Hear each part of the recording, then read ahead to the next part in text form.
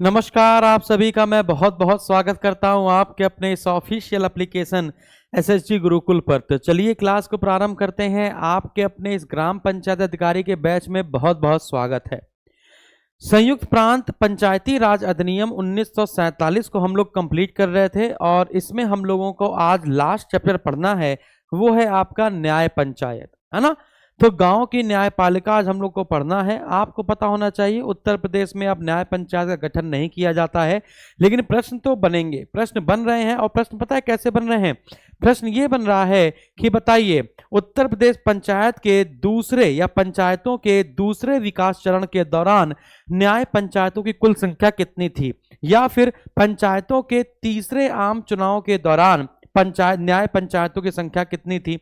तो सबसे पहले तो आपको यह समझना चाहिए कि बताइए उत्तर प्रदेश में पंचायतों का जो विकास है वो 1993 से पहले, क्योंकि 1993 में क्या हो गया, 1992 में 73वां संविधान संशोधन लागू हो गया। अरे हाँ कि ना, 1993 से वो लागू हो गया और 73वां संविधान संशोधन 1992 पंचायती राज अधिनियम क्या हुआ, है ना, जारी हुआ और 1993 से लागू हो गया। तो 1993 से पहले उत्तर प्रदेश ने, है ना, पंचायतों के विकास को 6 चरणों में बांटा हुआ है। 6 चुनाव जो थे वो संपन्न हो चुके थे, 6 चुनाव संपन्न हो चुके थे। तो उसी के आधार पर क्वेश्चन बनाना शुरू करता है। तो चलिए आज का जो टॉपिक है वो है आपका न्याय पंचायत। बहुत बड़ा तो नहीं है, लेकिन सारे कॉन्सेप्ट मैं आपको सिखाऊंगा, सारे कॉन्सेप्ट क्लियर है, एक एक बात आपको समझ में आएगी। बहुत सारे लोगों को समझ में नहीं आता है ना ये टॉपिक। जैसे मैंने आपको पिछली क्लास में राज्य सरकार का नियंत्रण बताया था, फिर उसके बाद हमने आपको पेनाल्टियां बताई थी कि अगर कोई सदस्य मनमानी करता है तो कितना कैसे कैसे पेनाल्टी लगाई जा सकती है। ये सारी चीजें हम लोग चर्चा कर चुके हैं। तो इसके बाद हम लोग आज चर्चा करेंगे न्याय पंचायत। तो आपको मैं बता देना चाहता हूं कि संयुक्त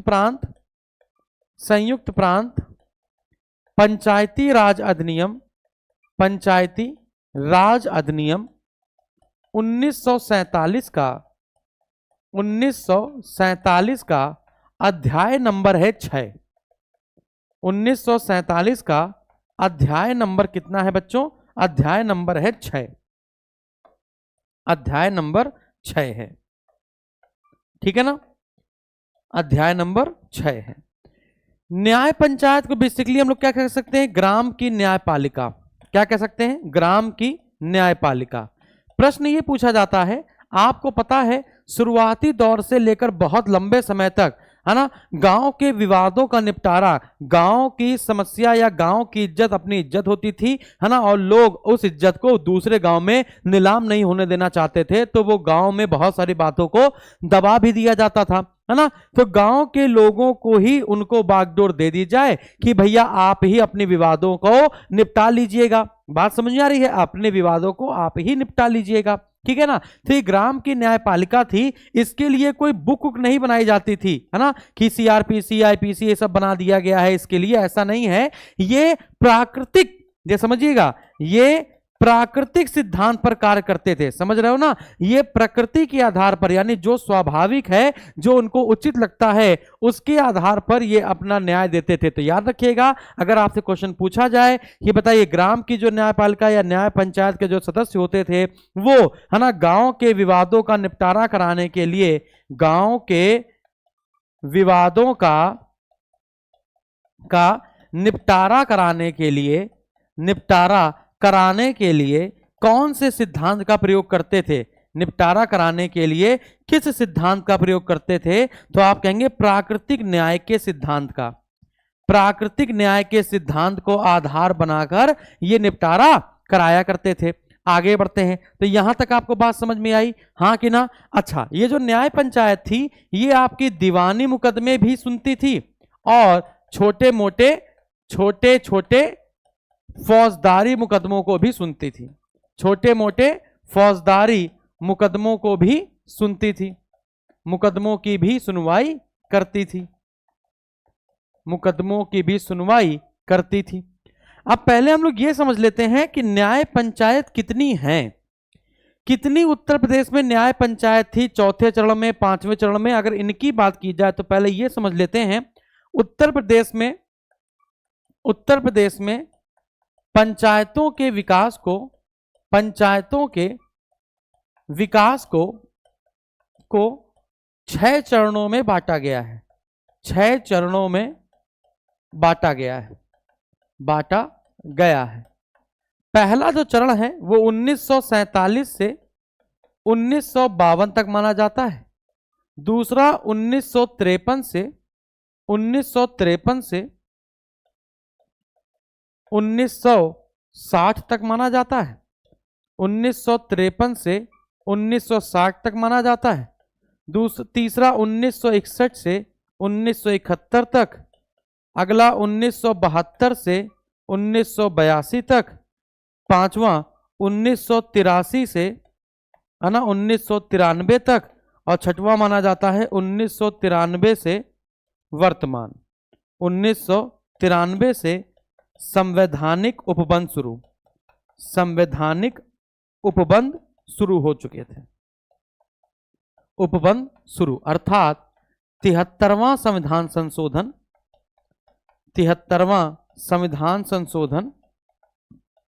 संशोधन लागू हो गया था।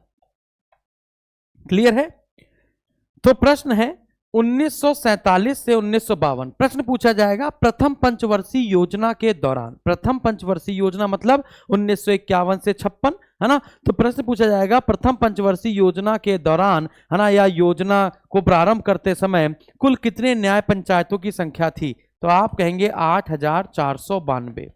फिर जब दूसरा पंचायत का आम चुनाव संपन्न हुआ तो उस दौरान यानी 53-54 में कितनी थी? तो आप कह देंगे 8585 यानी 85-85। फिर 1961 के दौरान, है ना, 1961-62 में जो चुनाव हुआ उसमें थी 8594। फिर प्रश्न पूछा जाएगा कि चौथे में जब चुनाव संपन्न हुआ तो चौथे में क्या थी? तो आप कह देंगे 8792। कितनी थी बच्चों? 8792। और जो पांचवें में बात बताई जाए तो 8814 न्याय पंचायत। 8814 न्याय पंचायतों की संख्या। न्याय पंचायत,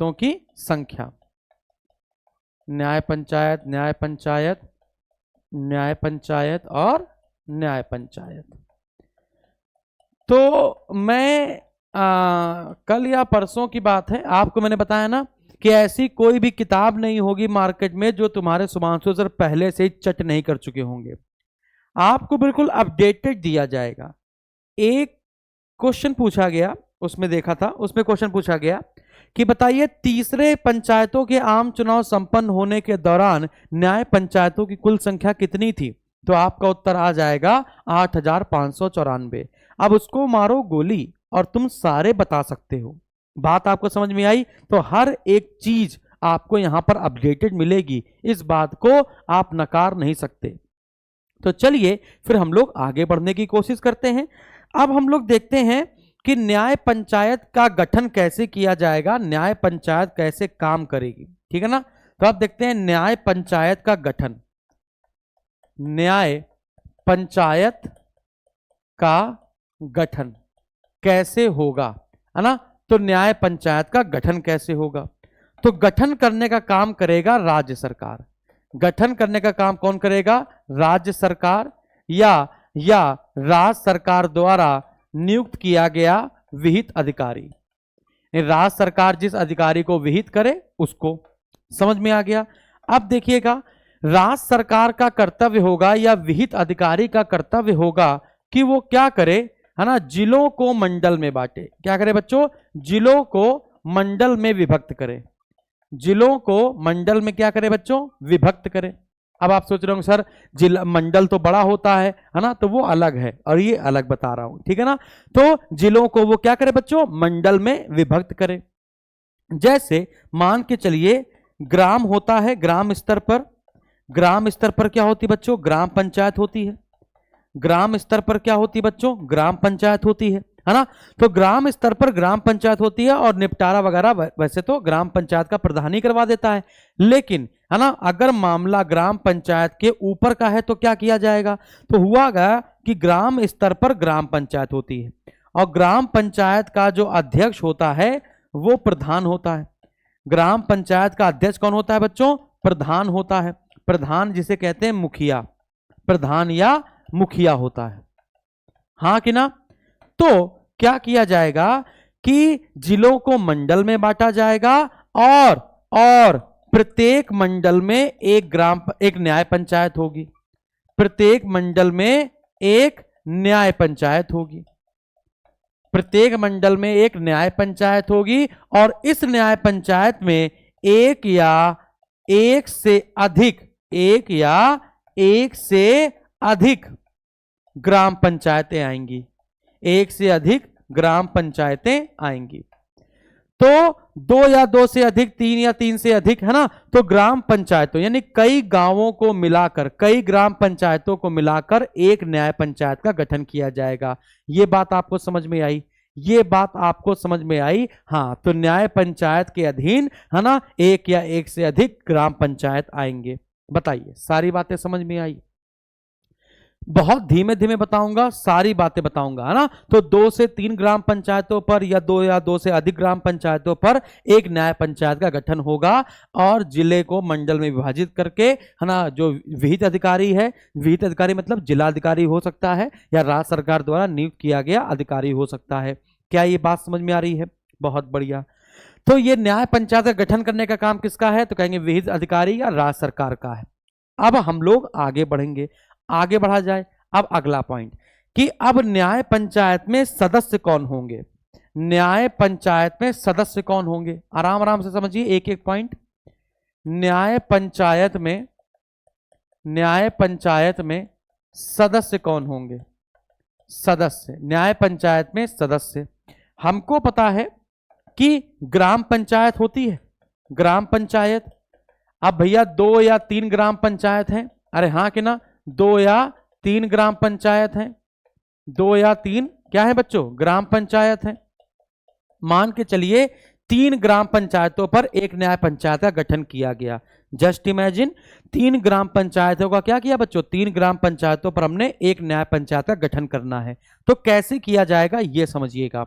आपको पता है, हमने आपको बताया भी था कि गांव की जनसंख्या पर डिपेंड करता है कि उसको कितने वार्डों में बांटा जाएगा, उसको कितने वार्डों में बांटा जाएगा। बताया था ना, 9, 11, 13, 15, याद कीजिए, हाँ कि ना। तो अब जो वार्ड होते हैं वही क्या होते हैं? ग्राम पंचायत के सदस्य होते हैं। तो ग्राम पंचायत में कौन कौन शामिल होता है? तो ग्राम पंचायत में मुखिया शामिल होता है, यानी कि प्रधान शामिल होता है। प्रत्येक ग्राम पंचायत में क्या होता है? प्रत्येक ग्राम पंचायत में कौन कौन होता है? प्रत्येक ग्राम पंचायत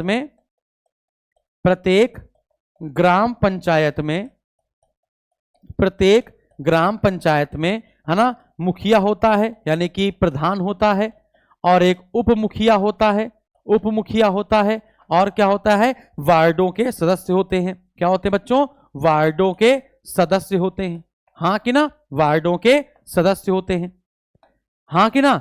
तो लगभग मान के चलिए कि एक एक ग्राम पंचायत में 15-15, 16-16 लोग या फिर 14-15 लोग तो होते ही हैं। 14-15 इधर, 14-15 इधर, 15-14 इधर, है कि नहीं। तो इतने सारे सदस्य हो गए, अरे हाँ कि ना। तो इतने सारे सदस्य ग्राम पंचायत में हो गए। तो न्याय पंचायत में सदस्यों की नियुक्ति कौन करेगा? तो सदस्यों की नियुक्ति करेगा विहित प्राधिकारी, यानी जिलाधिकारी भी हो सकता है या राज्य सरकार द्वारा चुना गया कोई अधिकारी। तो नियुक्ति कौन करेगा? विहित प्राधिकारी। किसमें से करेगा? ग्राम पंचायतों के सदस्यों में से, ग्राम पंचायतों के सदस्यों में से नियुक्ति की जाएगी, सदस्यों में से नियुक्ति की जाएगी, नियुक्ति होगी। और कितने सदस्य चुने जाएंगे? तो ये कम से कम न्याय पंचायत में कम से कम 10 सदस्य और अधिक से अधिक 25 सदस्य हो सकते हैं, अधिक से अधिक 25 सदस्य हो सकते हैं। तो कम से कम 10 और अधिक से अधिक कितने हो जाएंगे बच्चों? 25 सदस्य हो सकते हैं। एक एक बात मेरी समझ में आ रही है ना? हाँ। तो ग्राम पंचायतों के सदस्यों में से ही विहित अधिकारी क्या करेगा? न्याय पंचायत के सदस्यों को चुन लेगा। अब आप कहेंगे सर, तो ये जो ग्राम पंचायत के सदस्य हैं इनके पास क्या 2-2 पद आ जाएगा? तो अब यहां लिखना है नोट, जो सदस्य न्याय पंचायत के लिए चुन लिया जाएगा, जो सदस्य न्याय पंचायत के लिए चुन लिया जाएगा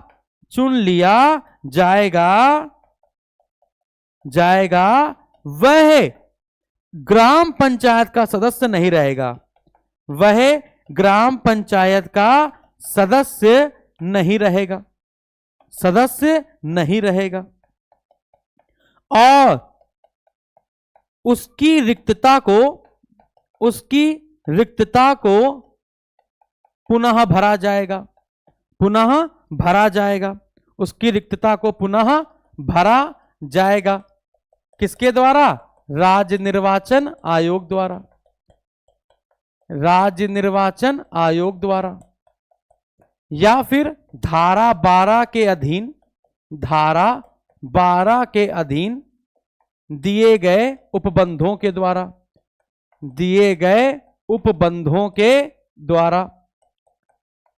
द्वारा अर्थात जिन व्यक्तियों को राज्य सरकार चुन दे या फिर विहित प्राधिकारी नियुक्ति कर दे यदि उनकी, तो उसको उन पदों को भर दिया जाएगा। क्या ये बात समझ में आई? तो अब ग्राम पंचायत के सदस्यों में से ही सदस्य कहां चले गए हैं? तो आप कहेंगे न्याय पंचायत में चले गए हैं। अब जस्ट इमेजिन, मान लेते हैं न्याय पंचायत में जो कुल सदस्य हैं, ये जो 25 सदस्य है, अगर हम लोग मान लेते हैं, माना ये जो 25 सदस्य हैं, यही 25 सदस्य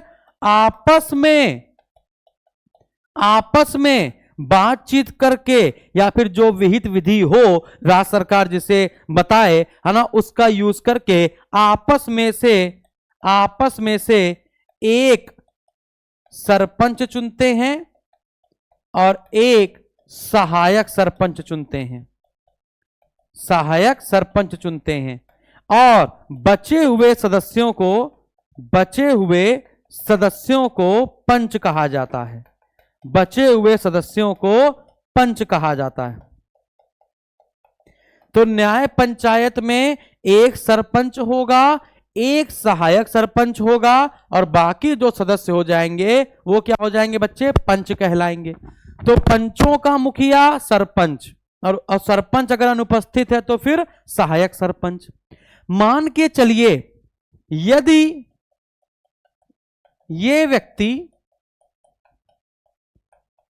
व्यक्ति सरपंच या सहायक सरपंच ना चुन पाए, सहायक सरपंच की नियुक्ति ना कर पाए तो विहित अधिकारी उनकी नियुक्ति करेगा। विहित अधिकारी द्वारा नियुक्ति की जाएगी, उन्हीं सदस्यों में नियुक्ति की जाएगी, उन्हीं पंचों में से। यानी कि अगर ये लोग ना चुन पाए आपस में एक सरपंच और सहायक सरपंच, तो फिर विहित प्राधिकारी चुन देगा उन्हीं 25 लोगों में से या फिर उन्हीं व्यक्तियों में से। क्या यहां तक बात समझ में आई? क्या यहां तक आपको बात समझ में आई? एक प्रश्न आपको याद रखना है कि सरपंच या सहायक सरपंच उसी व्यक्ति को बनाया जाए जिसको कार्यवाही शुरू करना आता हो, जिसको अभिलेखों को तैयार करना आता हो, जो इस बात का धनी हो कि वो हमेशा सही फैसले लेगा। क्या ये बात आपको समझ में आ रही है? तो याद रखना है, सरपंच या सहायक सरपंच, जो सरपंच या सहायक सरपंच की नियुक्ति की जाए इनके द्वारा, तो उस बात का ध्यान रखा जाए कि वह व्यक्ति कार्यवाही परिपूर्ण रूप से करता हो, निष्पक्ष रूप से करता हो और अभिलेखों की अभिरक्षा करना जानता हो।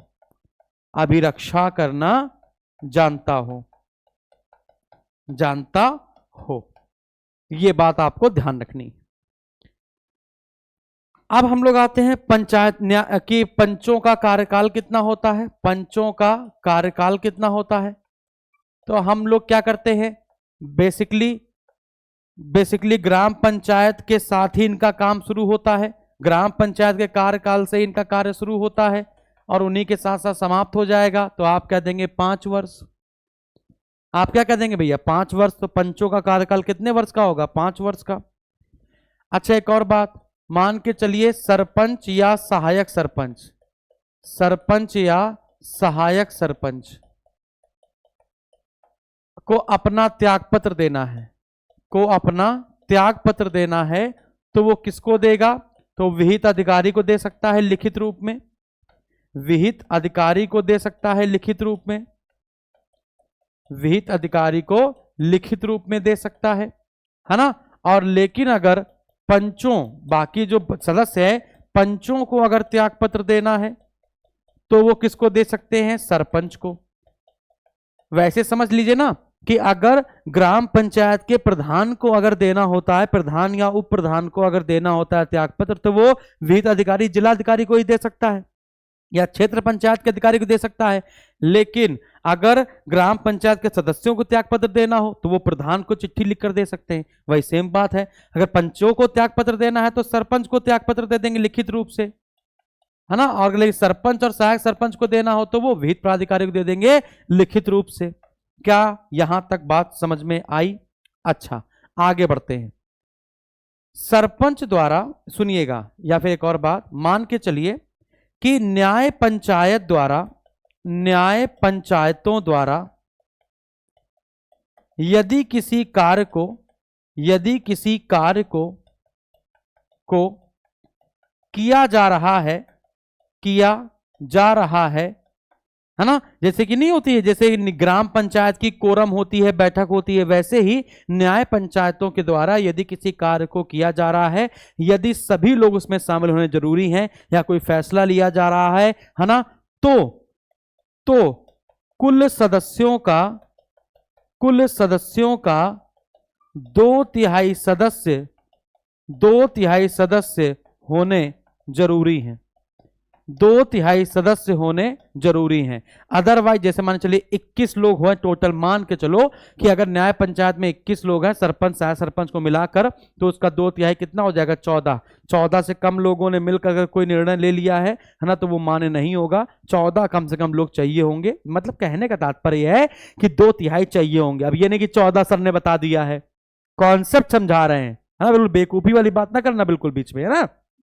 हाँ, तो न्याय पंचायत द्वारा यदि किसी कार्य को किया जा रहा है या कोई निर्णय लिया जा रहा है सामूहिक रूप से, तो कम से कम 2/3 सदस्य उसके हामी भरने चाहिए या 2/3 सदस्य उसके रहने चाहिए। क्या ये बात समझ में आ रही है।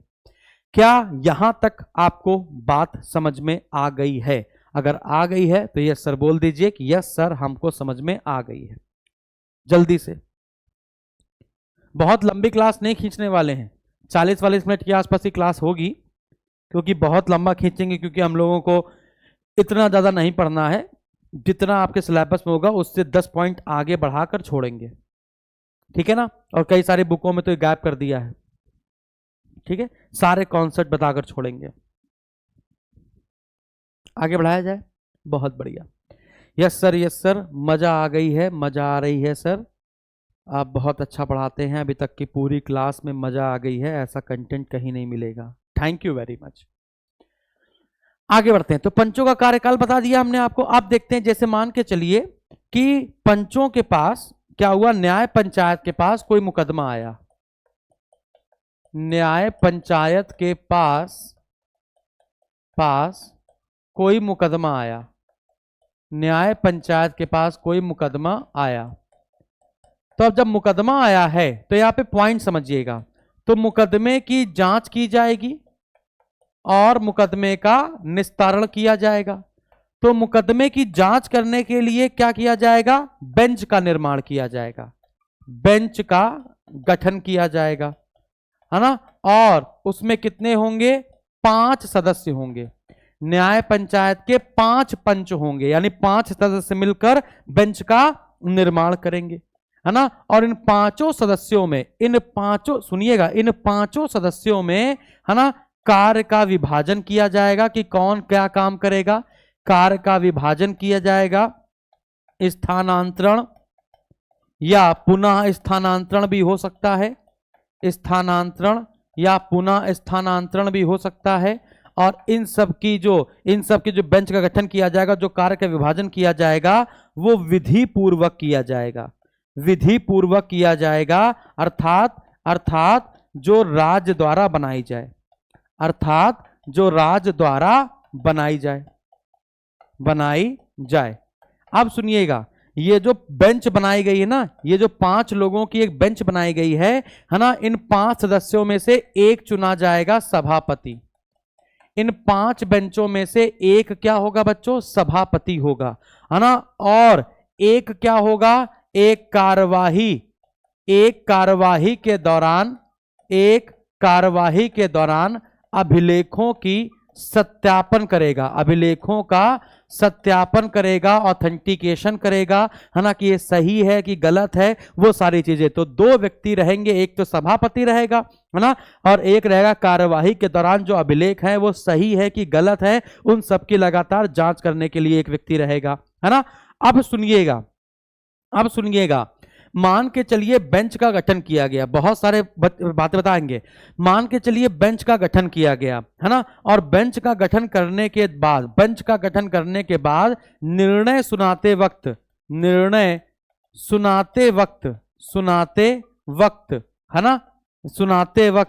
है ना, कोई सदस्य अनुपस्थित हो गया।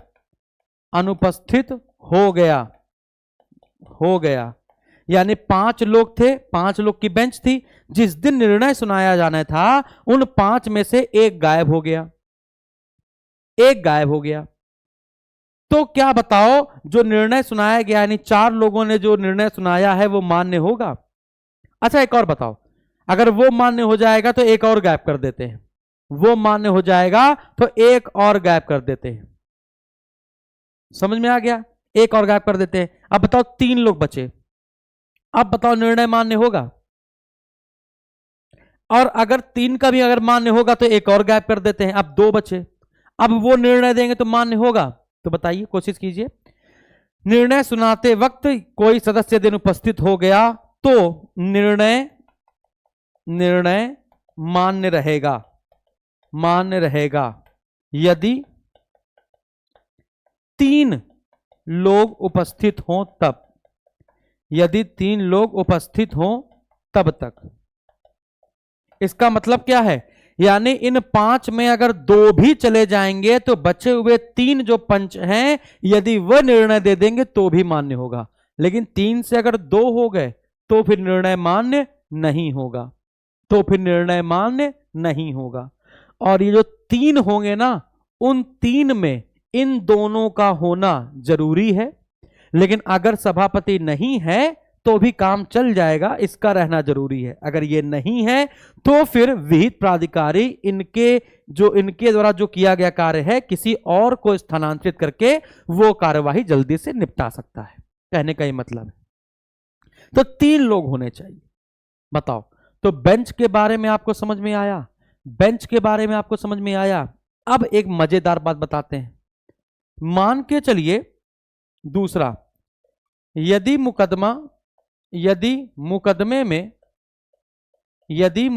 में ऐसा व्यक्ति शामिल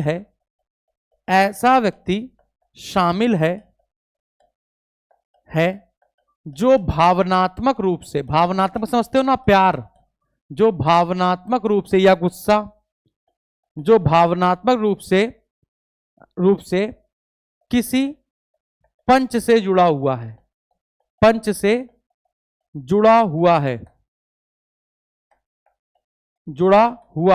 मान के चलिए कि किसी का बेटा है, बहू है, भाई है, दोस्त है ना, वो उसको पैसा देता है, ऋणदाता है, कर्जदार है, यानी ऐसा कोई व्यक्ति हो जो भावनात्मक रूप से जुड़ा हो, जिसमें ऐसा हो सके कि जो पंच है, जो सदस्य है, जो बैठक बिठाई जाए, उसमें वो पंच कहीं ना कहीं खुड़पेची कर सकता है, वो निष्पक्ष न्याय नहीं देगा। यदि ऐसा पता चल जाता है, ऐसा कुछ लगता है, तो यदि मुकदमे में ऐसा व्यक्ति शामिल है जो भावनात्मक रूप से किसी पंच से जुड़ा है, तो वह पंच उस मुकदमे की कार्यवाही में शामिल नहीं होगा। उस मुकदमे की कार्यवाही में शामिल नहीं होगा, उस मुकदमे की कार्यवाही में शामिल नहीं होगा। समझ में आ गया? अरे हाँ कि ना? बहुत बढ़िया। चलिए, मजा तो आ रही होगी, बताओ जल्दी से, मजा तो आ रही होगी, नहीं आ रही क्या? है ना? आ रही है। आईपीसी और सीआरपीसी के तहत बहुत सारी ऐसी धाराएं हैं जिनके में जो अपराध है उसकी सुनवाई न्याय पंचायत कर सकता है। जैसे जीव जंतुओं के संबंध में अगर कोई लापरवाही बरतता है, फर्जी कोई पुलिस की ड्रेस पहन कर आ जाता है, या फिर किसी सरकारी सेवक की ड्रेस पहन कर आ जाता है, चोरी कर देता है, या फिर ग्राम पंचायत की संपत्ति को नुकसान पहुंचाता है, आग वाग लगा देता है, तो ये सारी चीजें जो है ना, ये सारी जो चीजें हैं, उन सब का निर्णय भी न्याय पंचायत कर सकती है। उन सब का निर्णय भी क्या कर सकती है बच्चों? न्याय पंचायत कर सकती है। और भी बहुत सारे ऐसे अधिनियम हैं जिनके तहत अगर कोई कृत्य किया जाता है, अगर वो अपराध है, तो वो न्याय पंचायत उसका निर्णय कर सकती है। लेकिन एक बात समझाता हूं, न्याय पंचायत फैसला नहीं सुनाती या मुकदमा ग्रहण नहीं कर सकती यदि, कुछ पॉइंट बता देता हूं, पूरे नहीं याद करने, यदि उस अपराध की सजा 3 वर्ष के कारावास से अधिक हो, 3 वर्ष के कारावास से अधिक हो, या न्याय पंचायत द्वारा उस व्यक्ति को या किसी व्यक्ति को, न्याय पंचायत द्वारा किसी व्यक्ति को एक बार दंड दिया जा चुका है लेकिन वो समझ में उसको नहीं आ रहा है। न्याय पंचायत द्वारा किसी व्यक्ति को अर्थदंड दिया जा चुका है, जैसे चोरी के लिए, जैसे किसी चोरी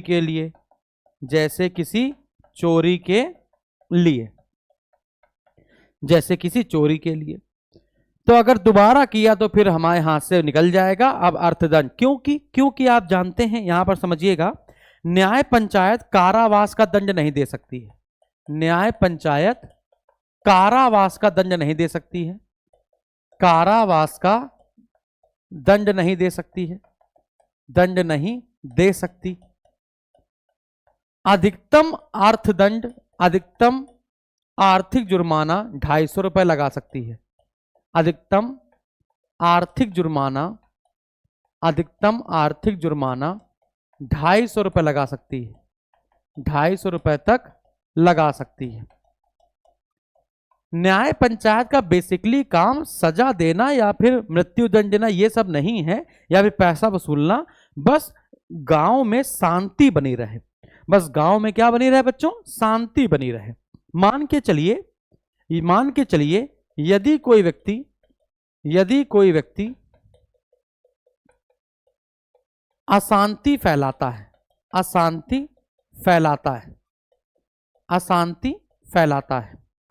यदि कोई व्यक्ति अशांति फैलाता है या फिर फैला सकता है और ये बात न्याय पंचायत को पता चल गए, तो न्याय पंचायत 15 दिन के लिए उस पर निगरानी रखती है और उसको चेतावनी देती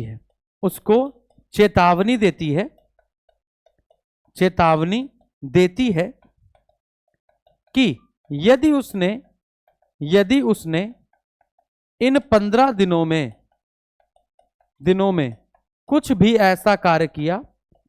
ऐसा कार्य किया जिससे अशांति फैलेगी, तो आपके ऊपर 100 रुपए का जुर्माना लगाया जाएगा, 100 रुपए का जुर्माना लगाया जाएगा।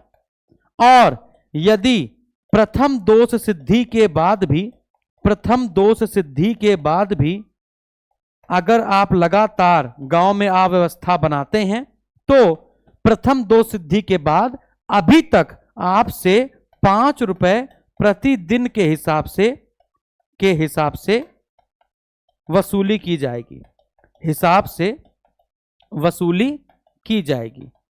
अब आप कहेंगे सर जी मान के चलिए कि न्याय पंचायत ने कहा कि पैसा दो और गांव वाले कह रहा नहीं है पैसा। बेटा गांव में 10-10 रुपए, 20-20 रुपए, 100-100 रुपए की भी बहुत मान्यता है। आज भी 5-5 रुपए, 10-10 रुपए के लिए आदमी बहुत काम करता है आज भी गांव में। तो आज शहर में आप रह रहे हैं तो लग रहा है कि अरे कोई दिक्कत नहीं, 100-200 रुपए कोई मतलब नहीं है। गांव वाले से पूछिएगा, उनको पता है 5-5 रुपए की कीमत, है ना। तो 5 रुपए प्रतिदिन के हिसाब से वसूली की जाएगी। यदि जुर्माना ना भरा तो न्याय पंचायत इसकी सूचना विहित अधिकारी को दे देगा। विहित अधिकारी यानी कि जिला अधिकारी के पास चली जाएगी या फिर राज्य सरकार के द्वारा नियुक्त किए गए किसी अधिकारी के पास चली जाएगी और वो है पावरफुल, वो तुमको जेल भेज देगा। समझ में आ गया? विहित अधिकारी के पास चली जाएगी, पास भेजी जाएगी और अब सारा नियंत्रण अधिकारी के पास होगा। और अगर अधिकारी के पास है तो इसका मतलब वो तुम्हें कारावास भेज सकता है। अब अगर तुमने जुर्माना नहीं भरा तो अब तुम कारावास जाओगे। क्या ये बात समझ में आई कि नहीं आई? क्या ये बात आपको समझ में आई? हाँ। अच्छा, एक और बात, कोर्ट ऑफ कंटेम्प्ट यानी कि न्याय पंचायत की अवमानना। यदि कोई व्यक्ति न्याय पंचायत की अवमानना करता, उसकी बात नहीं मानता है ना, तो अवमानना पर जुर्माना कितना है? 10 रुपया। अवमानना पर जुर्माना कितना है? 10 रुपया। तो न्याय पंचायत अगर कोई फैसला सुनाता है और अगर वो आप नहीं मानते हो तो 10 रुपया आपके ऊपर चार्ज लगेगा। फिर नहीं मानते हो फिर 10 रुपया, और तीसरी बार में आपको वो विहित अधिकारी के पास भेज देगा या फिर गांव से निकाल दिया जाएगा। क्या ये बात समझ में आ रही? बाकी न्याय पंचायत के ऊपर डिपेंड करता है कि वो क्या करना चाहता है। जल्दी से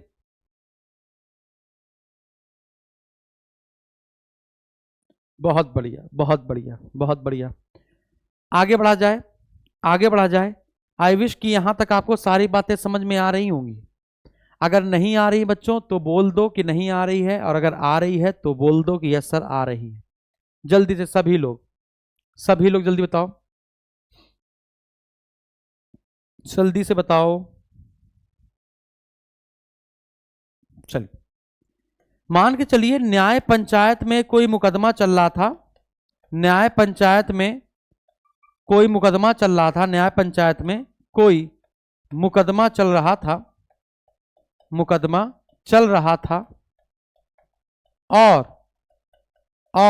न्याय पंचायत का विघटन कर दिया गया।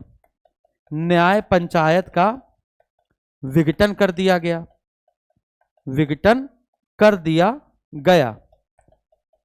कोई मुकदमा चल रहा था और न्याय पंचायत का विघटन कर दिया गया, हाँ कि ना? तो उस मुकदमे को दूसरी न्याय पंचायत में स्थानांतरित कर दिया जाएगा।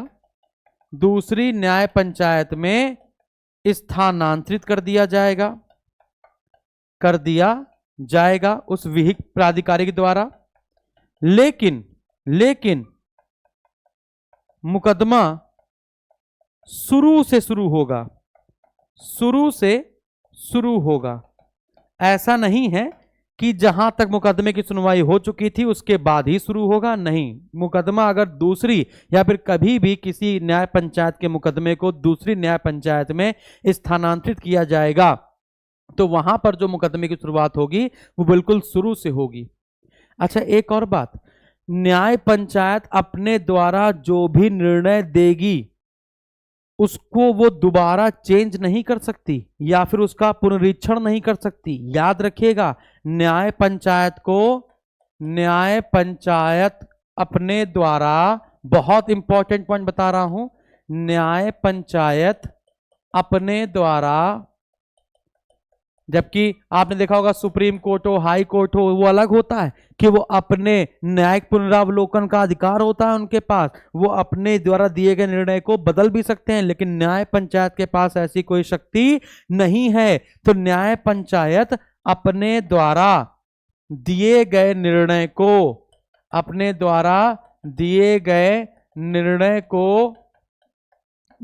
को पुनरीक्षण के लिए या निर्णय को परिवर्तित या पुनः निरीक्षण या निरीक्षित नहीं कर सकती है, नहीं कर सकती है, नहीं कर सकती है। क्या कर सकती है? बस क्लैरिकल इशू को सही कर सकती है, क्लैरिकल इशू को सही करा सकती है। क्लैरिकल इशू क्या है? नाम में त्रुटि, नाम में, पता में, या अन्य कोई लिखित त्रुटि हो गई हो। क्लैरिकल इशू समझ रहे हो ना? लिखित त्रुटि हो गई हो, उसमें सुधार करवा सकती है। बाकी न्याय पंचायत ने जो निर्णय सुनाया है ना, क्लैरिकल एरर जो है उसको सही कर सकती है, बाकी कुछ नहीं। क्या यहां तक बात समझ में आई? अब न्याय पंचायत कोई बहुत बड़े वकील या बहुत बड़े जज तो होते नहीं है जो पंच होते हैं, लेकिन न्याय पंचायत के लिए, है ना, न्याय पंचायत के सामने अगर कोई बड़ा सा वकील आकर खड़ा हो जाए तो वो दुनिया भर की बातें करेगा। क्या? क्योंकि भैया न्याय पंचायत तो प्राकृतिक सिद्धांत पे काम कर रही है और तुम आ गए हो आईपीसी और सीआरपीसी और ये करके, तो जो पंच होंगे वो बहस जाएंगे, दिमाग खराब हो जाएगा। अरे हाँ कि ना? तो न्याय पंचायत के समक्ष किसी भी पक्ष की ओर से कोई वकील यानी विधि व्यवसाय ना तो उपस्थित होगा और ना बहस करेगा और ना कोई कार्य करेगा। लेकिन अगर जिस भी अपराधी को अरेस्ट किया गया है या कस्टडी में रखा गया है या डिटेन किया गया है, निरुद्ध किया गया है, वो अपनी पसंद के वकील से बातचीत कर सकता है, परामर्श कर सकता है, वो इसका अधिकार है, मौलिक अधिकार है, और पैरवी भी करा सकता है कि तुम जांच करो और हमको बताओ और हम अपनी सफाई, क्योंकि जो अपराधी है वो अपनी सफाई खुद देता है न्याय पंचायत में। बात समझ आ रही है? हाँ, तो बहुत इंपॉर्टेंट पॉइंट ये भी याद रखिएगा। धारा 80 के बारे में बता रहे हैं यहां पर। अब हम जो जो धारा बताएंगे वो धारा याद रखिएगा। धारा, कोई भी विधि व्यवसायी, कोई भी विधि व्यवसायी न्याय पंचायत के समक्ष, पंचायत के समक्ष किसी मुकदमे के लिए ना उपस्थित होगा, ना कार्य करेगा। क्यों करेगा, नहीं करेगा, ये बात हमने आपको बता दी ना, बहुत बढ़िया। और ना बहस करेगा। लेकिन न्याय पंचायत जिस भी अपराधी पर, है ना, जिस अपराधी को, है ना, कस्टडी में लिया गया है, उसका मौलिक अधिकार है, उसका फंडामेंटल राइट्स है क्या? कि वह अपने मन पसंदीदा वकील से परामर्श करवा सकता है, परामर्श ले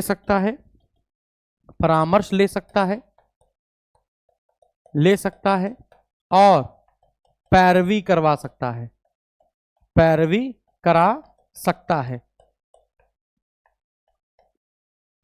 जांच करा सकता है, जांच में कोई दिक्कत नहीं, ठीक है ना। लेकिन न्याय पंचायत के समक्ष, क्योंकि व्यक्ति को कहा जाएगा तुम अपनी सफाई का पूरा दो ब्यौरा। क्या ये बात आपको समझ में आई? जल्दी से।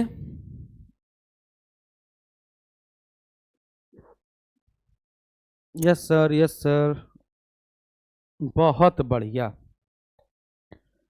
जैसे मान के चलिए कि ये नॉर्मल सी बात है, तो आप जानते हो किसी के यहाँ चोरी हो गई और उसने पकड़ लिया गया, न्याय पंचायत के सामने लाया गया, तो जो फरियादी होगा यानी जो पीड़ित होगा उसके सामान चोरी हो गई, अगर चोरी का सामान बरामद हुआ तो वो उसको वापस कर दिया जाएगा। ये सब तो नॉर्मल सी बातें हैं, ये तो हम जानते ही हैं, इसमें कोई बड़ी बात है नहीं। और कोई क्वेश्चन अगर आपके मन में हो तो पूछ सकते हो, और कोई क्वेश्चन अगर आपके मन में हो तो पूछ सकते हो, जल्दी से, फटाक से, जल्दी।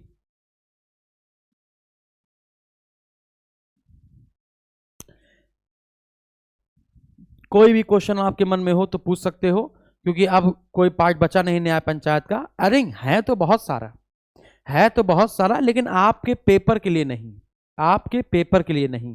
बताइए, कोई क्वेश्चन आपने प्रैक्टिस सेट किया हो और उसमें आपको लग रहा हो कि सर हम ये क्वेश्चन नहीं कर पाए थे, वो पूछ सकते हो, जल्दी।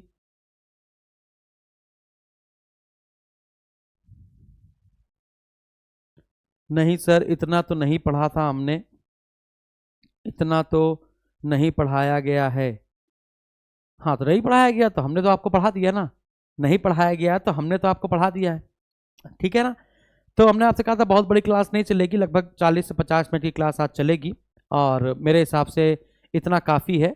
और अगर कोई क्वेश्चन पूछना हो तो पूछ सकते हो। हाँ बेटा, बताया था अभी हमने, बताया। एक बच्चा कह रहा ना कि सर अगर जो जुर्माना लगाया गया है वो नहीं अगर कोई देता है तो क्या है, तो न्याय पंचायत ये बात विहित अधिकारी को दे देगी, और विहित अधिकारी फिर वसूलेगा, आपको बताया। और न्याय पंचायत की अवमानना के लिए हम आपको बता चुके हैं कि 10 रुपए की आपको भरना पड़ेगा भुगतान, यदि न्याय पंचायत चल रही है। और नहीं कहते ऑर्डर ऑर्डर, देखो अपने यहाँ के जो न्यायालय है वो कठिन है, आपको कारावास भी दिया जा सकता है, कारावास और जुर्माना दोनों भी दिया जा सकता है, ठीक है ना।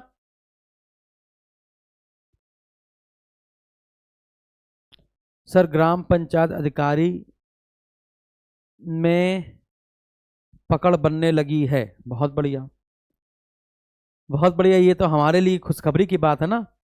कैसे पता चला बच्चों, कैसे पता चला तुमको कि तुम्हारी पकड़ बनने लगी है? कैसे पता चला कि तुमको पकड़ बनने लगी है, बताओ। कोई बताएगा? तो एक बच्चा लिख रहा है, वही लिख रहा है कि सर हम कोचिंग का नाम तो नहीं लेंगे, डैश का टेस्ट दिया था, एक कोई टेक्स्ट बुक है उसका टेस्ट दिया था, और उसमें बहुत सारे प्रश्न सही हो जा रहे हैं आपकी कृपा से। अच्छा, हम यहां पर आपको क्वेश्चन करवाते, तुम लोग आते हो नहीं आते हो? कहो तो पेड बैच में अलग से क्वेश्चन करवा दें, है ना। अच्छा, भड़काने वाले बहुत हैं, याद रखिएगा, भड़काने वाले बहुत हैं, भड़किएगा नहीं, ठीक है। पीडीएफ, हाँ पीडीएफ मिल जाएगी, पीडीएफ तो आपको हम दे देते हैं ना, डेली बेसिस पर आपको पीडीएफ तो मिल ही जाती है। ऐसा कोई भी प्रश्न पूछना हो तो पूछ सकते हो।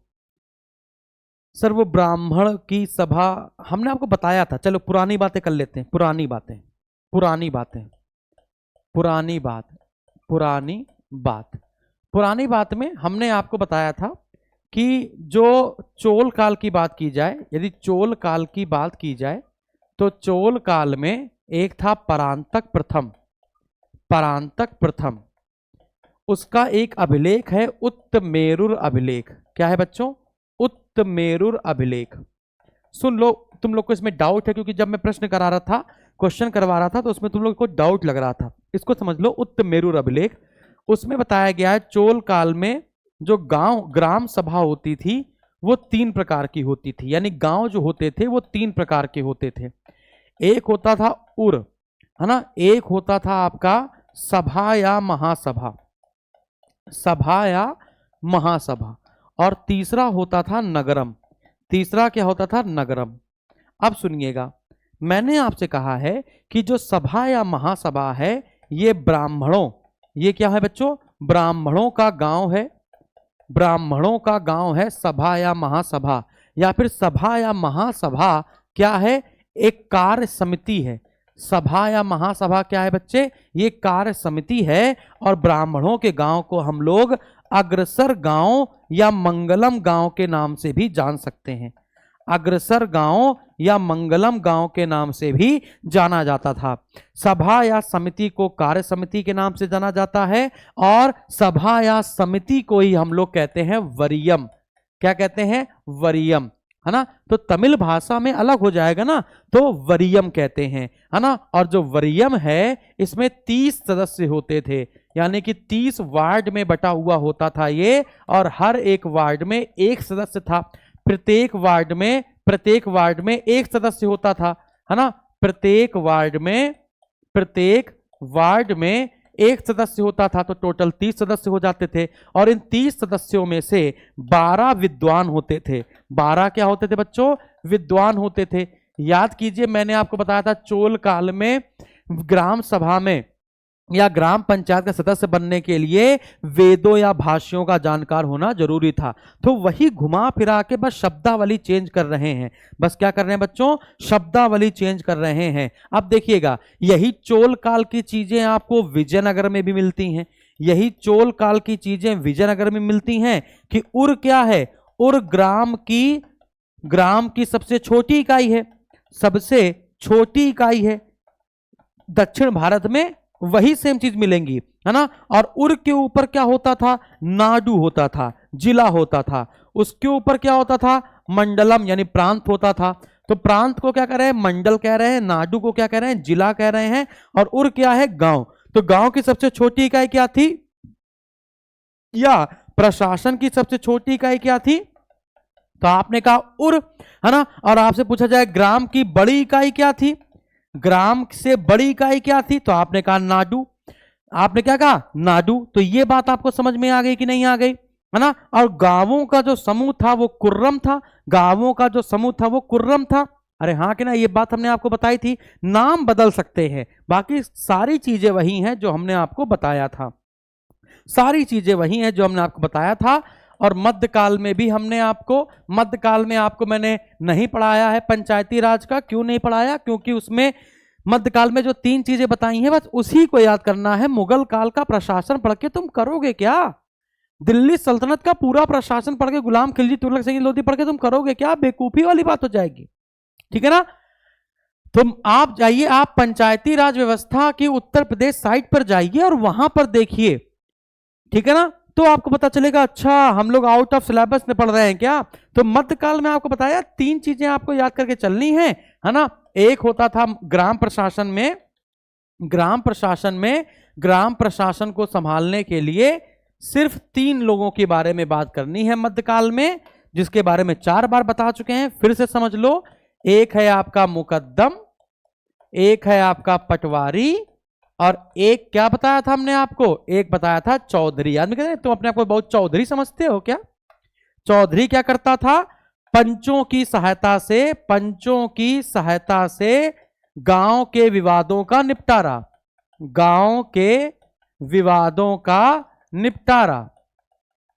समझे क्या? निपटारा। पटवारी का काम क्या था? राजस्व का एकत्रण। मुकद्दम क्या था? मुकद्दम को हम लोग क्या कहते हैं? खुत या जमींदार। मुकद्दम खुद या जमींदार। तो प्रश्न पूछा जाए कि मुकद्दम या खुद को जमींदार कहकर, खुद को जमींदार किसने कहा? जमींदार किसने कहा था? तो आप कहते हैं आमीर खुसरो ने कहा था। किसने कहा था? आमीर खुसरो ने कहा था। आमीर खुसरो ने कहा था। तो इसका काम क्या था? गांव के प्रशासन को चलाना, है ना। ग्राम प्रशासन को चलाना, ग्राम प्रशासन को नियंत्रित करना, ये इसका काम था, ठीक है ना। ये इसका काम था। बाकी एक पॉइंट और नोट कर सकते हो, एक पॉइंट और नोट कर लो। क्या? सामुदायिक विकास कार्यक्रम हमने आपको पूरा पढ़ाया है। सामुदायिक विकास कार्यक्रम जो 2 अक्टूबर 1952 को चलाया गया था, सब बताया था हमने आपको। सामुदायिक विकास कार्यक्रम। तो सामुदायिक विकास कार्यक्रम, एक क्वेश्चन मैंने देखा आज या कल में देखा था, उसमें यह पूछा गया था सामुदायिक विकास कार्यक्रम में क्या क्या चीजें विद्यमान थी। भैया ये बहु कार्यक्रम है, ये क्या है, बहु कार्यक्रम उद्देश्य था। बहु कार्यक्रम का मतलब समझते हो, इसमें आपका समानता, सहभागिता, ये जो पॉइंट जो भैया बताने लायक नहीं होते फिर भी, है ना, समानता, सहभागिता, गांव में अच्छा पेयजल उपलब्ध करवाना, है ना, स्वच्छता को लेकर काम करना, शिक्षा को लेकर काम करना, चिकित्सा को लेकर काम करना, चिकित्सा को लेकर काम करना, है ना। तो ये जो शिक्षा, समानता, सहभागिता, है ना, और लोगों को, लोगों में शासन की जागरूकता फैलाना, तो ये सारे उसके उद्देश्य थे। एक बच्चे ने क्वेश्चन पूछा कि सर ये तो आपने पढ़ाया नहीं। अरे यार ये पढ़ाने वाली बात है क्या? मल्टीपल अगर कार्यक्रम होंगे तो वो सब लिखेंगे क्या हम यहाँ पर? अब उसमें एक ऑप्शन था डिजिटलीकरण। अरे भाई 1952 में डिजिटलीकरण की बात कहां पर होगी? डिजिटलाइजेशन तो 2015 के बाद मोदी जी आए, तो उन्होंने डिजिटल इंडिया करना शुरू किया। उस समय जवाहरलाल नेहरू बेचारे चिट्ठी सही से पहुंच नहीं रही है, क्या बोलते हो? ओके सर, सारे डाउट दूर कर दिए आपने, बहुत बढ़िया। हाँ तो कोई भी डाउट हो, अगर आप कोई क्वेश्चन कर रहे हो या फिर मैं ही आपको एमसीक्यूज करा रहा हूं, है ना, वो आप एमसीक्यूज करो और कहीं पर भी डाउट हो आप हमसे पूछो। सर लोकतंत्र की प्रथम पाठशाला आपने पढ़ाया है लोकतांत्रिक विकेंद्रीकरण स्थानीय स्वशासन। सर टेस्ट में उत्तर राजनीतिक दल दे दिया था। अरे यार वो हो गया होगा, गलती हो गई होगी, वैसे आज मैंने इसको सुधरवा दिया है ना। अब इंसान है, गलती तो हो ही जाती है, आप लोग गलती बताते रहेंगे, है ना।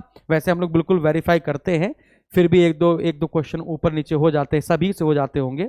मैं कोशिश करूंगा कि बिल्कुल ऐसा ना हो बच्चों, मैं कोशिश करूंगा कि बिल्कुल ऐसा ना हो। और कुछ? यस सर मैं समझ गया। ओके ओके ओके सर, न्याय पंचायत आज पूरा खोपड़ी में बैठ गया है, अब तो पेपर की खोपड़ी में छेद कर देंगे। बहुत धन्यवाद। तो चलिए पेपर में खोपड़ी में छेद कीजिए और चाहे जो करना है करिए। फिर आज के लिए इतना काफी है, चलते हैं। Thank you very much. स्वस्थ रहे, मस्त रहे, व्यस्त रहे, है ना। हमारे खोपड़ी में छेद मत कीजिएगा, ठीक है। Thank you.